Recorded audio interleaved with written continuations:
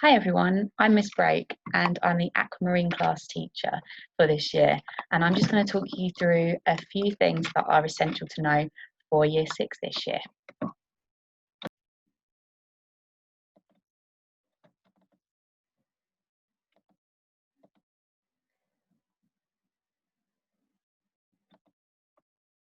So I'm the Upper Key Stage 2 phase leader, so I cover all of Year 5 and 6. So if there's any issues or questions or anything, please do not hesitate to come and see me. So at Elaine, we take attendance and punctuality very seriously, and one of our values is excellence. So our philosophy is that they should be attending school every day, and 100% attendance is the goal for them. Research shows that children, even at the earliest stage, who have poor attendance and punctuality, are less successful in later life. In Year 6, it's particularly important that they come to school every day, because we're working towards our SATs tests in May, and any lost learning is going to have a real impact on them. So we want them to be at school every day that they can be. So our uniform expectations are that they come to school in plain black shoes. They need to have a jumper with the Elaine logo and a shirt and a tie. We really want them to look their best to show that value of excellence that we have at Elaine, and it gives them a sense of belonging too, that they are part of our Elaine family and our community. PE kits this year are going to be worn to school on PE days. So in Aquamarine class, that's a Wednesday and a Thursday, and they need to come to school in the correct PE kit. In colder weather, jogging bottoms are okay. Thursdays is indoor PE, so please don't send them to school with, really thick jumpers on and things, because they are going to be indoor for that. But we would just suggest sensible black plimp soles or trainers for PE also. So we don't want loads of sports branded t-shirts and things. We want them in the Elaine correct PE kit, because they are going to be coming to school in that all day. You can purchase our uniform from Chatham, or ask the office if you have any questions, and they'll be pleased to help you. So at Elaine, reading is of the utmost importance. You can really tell the children who read a lot, and it reflects in their writing and their work at home. So we have a wide range of books in our class library, and we also have the communal school library. Now, because of the current guidelines, when they're taking books home, which they should be every night anyway, and recording it in their reading log, when they bring it back to school when they've finished with the book, we are quarantining that book for 72 hours until it's safe to put it back out for other children to use. In school, we have whole class reading sessions every single day. In Year 6, we have a SATs reading test to do, where they have 1 hour to read 3 texts and answer 3 lots of questions on them. So reading is so important, and it's mainly about their comprehension of it and their understanding, but we teach different strategies at school to enable them to do that. So at home, if you are reading with your child, ask them questions about what they're reading. Also, we don't want it to become a thing where you have to read with your child. It's perfectly fine in Year 6 for them to read independently as well, and start to encourage them to record in their reading log independently in Year 6 as well. It doesn't always have to be an adult at home who does that. Once a week, they'll read with an adult in school as well, teacher or TA. And we'll also have access to phonics and reading intervention. So if we identify a particular weakness, particular area that needs work, we will work, the adults in school will work with your child on different phonics and reading interventions to get them up to where they should be. So to aid a smooth transition back into classroom with our curriculum after lockdown, we've started this year by following our recovery curriculum, using our core text, the boy, the mole, the fox and the horse. We're placing a strong emphasis at the moment on resetting those learning behaviours and routines, But also there is a strong emphasis on children's wellbeing through our SEMH, our social, emotional, mental health curriculum. It's really important. We know the children have not been at school for 6 months, the majority of them. So we are taking a lot of time, we are slowing things down, we are making sure they're resetting those behaviours, those expectations. But still at the same time, we've got lots of lost learning to catch up on. So we're doing that through our recovery curriculum. Later on in this year, they're going to be learning about belonging, health and well-being, recycling, natural resources, and we cover racial segregation as well in the spring term through our core texts. So Gorilla Dawn, we think about coltan mining in the Democratic Republic of Congo, and then Stella by Starlight focuses on racial segregation and the American Civil Rights Movement. We'll also be doing lots of investigations and problem solving, science and maths, and hopefully throughout this year we'll be getting to take part in different workshops, people coming in, and we want to take them on educational visits as well, in line with government guidance though, of course.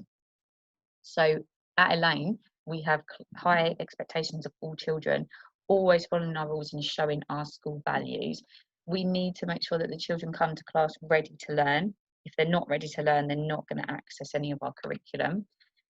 We encourage our children to show kindness and respect to their peers and their adults. We expect that children follow instructions given by all adults in school. We expect that children are responsible for their own behaviour, and we expect children to listen to others and complete their learning within the lesson. And we use the good to be green reward system. So all of our children have a credit card site, 3 credit cards. One's green with the picture of the frog on it that you can see there. One is yellow, which is a warning card, and one is a red consequence card. If a child is making wrong choices and goes on to yellow, we encourage them to stay on green and get back to green. So if they are on a yellow, within minutes we would expect them to modify their behaviour and show us green behaviour, then they can put themselves back on green. If they stay on green all day, they get a star on their card, and they have another card in there, and if they fill up that card with 20 stars, they get a certificate from Mr. Brewer and Miss North. And then again for 40, 60, 80, and if they get 100 green stars throughout the year, they are invited to a special lunch with Mr. Brewer and Miss North. So on to homework. In year 6, we want the children to complete their homework because it's really going to support their transition to secondary school. Because when they get to secondary school, they are going to get homework nightly, and they're going to need to organise themselves in when to complete certain bits of homework, stick to a timetable. So they've got their homework sheet for the term, which has already been sent home, which has got various activities. And then as well as this, in year 6, we will be giving them 2 other books. They are CGP workbooks. So we'll send home a slip of paper with exactly which page to do. So there'll be a page to do from the CGP reading book, which is a reading comprehension activity, and then there'll be a page to do from the maths book, and the maths is usually linked to what we've been learning in class that week. Also on the slip of paper that tells them which pages to complete, there will be some spellings that they need to practice, and there will be a specific times table focus for that week that they also need to practice. The work in the CGP books must be completed every week. It will be sent home on a Friday, and we want it back on Wednesday, because we mark it in a class, we do a class mark of it, so if they haven't brought it in, it's very, very obvious. Also in year 6, if they don't complete their homework within that time, they will be asked to stay in at playtime on the Wednesday and complete their homework. And this is just to aid their transition to secondary school, because in secondary school there are consequences if you don't do your homework. So it's only a page from each book, and it is related to the learning. If your child doesn't understand something, they need to come and tell us. That is absolutely fine to come and tell us in the week, during the week. I'm not sure, I'm stuck on something. Or if you really don't know a question, that's fine. You can leave it, we'll help you with it in class. But what we want to see is that your child make the effort to have a go at their homework. It's no use turning up on Wednesday morning saying, well, I didn't understand any of it. There's plenty of opportunity to come and tell us and let us know. And then we can work with you and your child on that. So it should be completed in the same standard as work completed in class as well. We don't want lots of scribbling and colouring in all over it. This is a school book. They need to treat it with respect that they would treat any book in school. They should be writing in pencil. If you don't have access to a pencil and you only have a pen, that's fine. Or they can borrow a pencil from school. And any working out they do, they can do it on the page but neatly, or they can use any paper to use it. But if they make a mistake, please encourage your child to underline, cross out the work with a ruler. We don't want scribbles all over these books. So how to help your child at home. If you're not sure of something within their learning, because we do get that a lot, that maybe when parents were at school it was taught in a different way, or you're not sure of the methods that we use in class. For maths in particular, there are loads and loads of video resources that we created during the lockdown period that are on the Elaine website, short little videos about how to do certain arithmetic methods. Definitely talk to your child about their learning at home. So every night, just a quick, oh, what have you been learning about today? Try and find out a little bit more about it, maybe do a bit more research at home. This is also going to help their speaking and listening skills, for them to recap to you what they have learned within the day. Go to libraries if that's a resource that is accessible at the moment, or find things online. You know, back to reading. Reading doesn't have to be sit down and read a book. There's articles online, there's newspapers, magazines. They like particular gaming journals. Lots of children in the past that I've taught have liked to read those at home. So, you know, reading doesn't mean just sit down and read a book. Things that they are interested in. You need to keep, if you've got their interests, and then you've got their attention. Encourage them to read daily and complete their homework as well. If we have you on our side as well with the consequence for not completing their homework, then that will help us out a lot in school. You know, encourage them, say to them, when you go to secondary school, you're going to get lots more homework. This is getting you ready for that.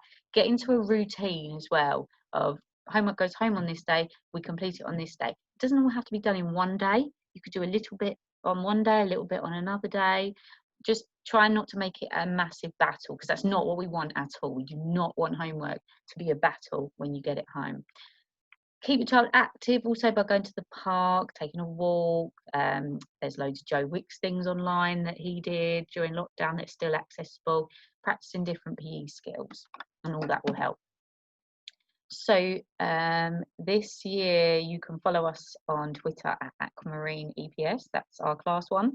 Also, your child might be taking part in JLT, our junior leadership team within Elaine.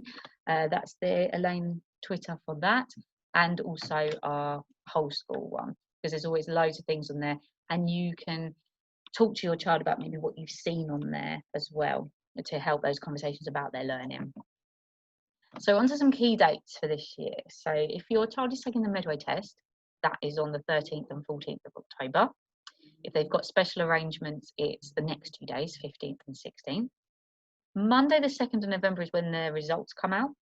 Monday the 9th is any appeals that go through. That's the deadline for any appeals you want. And on the 24th of November, that's when the decisions will be posted to parents and carers at home if there's been an appeal. On the 30th of November, the secondary school applications close at 5 p.m. That is really important that you get that done. If you're not sure, please don't hesitate to contact the school and we can give you some guidance. But you should have all got a letter home about it. And if you go on the Medway Council website, there's links on there to how to apply. If you just Google it, it will come up. Monday the 1st of March is when you find out which secondary school you've been offered. Then you've got until the 31st of March next year to accept or refuse. You must accept. If you get given a school that you want and you just leave it, then your place will go to somebody else. You must go online and accept it. Or if you're not happy with it, refuse it and submit an appeal. Then on the 19th of April, that's when reallocation starts of any of those places that you maybe wanted to appeal. Then on Monday the 10th to Thursday the 13th of May next year is the SATs. That is a very important week. Your child needs to be in school every day that week because we have our SATs tests that your child will be sitting. But there will be another meeting later in the year to discuss more about SATs. But again, if you've got any questions, please do not hesitate to come and see me. If your child is taking the Medway test, they'll come into school as usual. We'll provide them with all the stationery they need. Make sure when they get here they've eaten their breakfast and they feel relaxed, and make sure it's not a big thing, it's not a drama. If it's not the end of the world if it doesn't go their way. Make sure you've prepped them at home and they're ready to take it.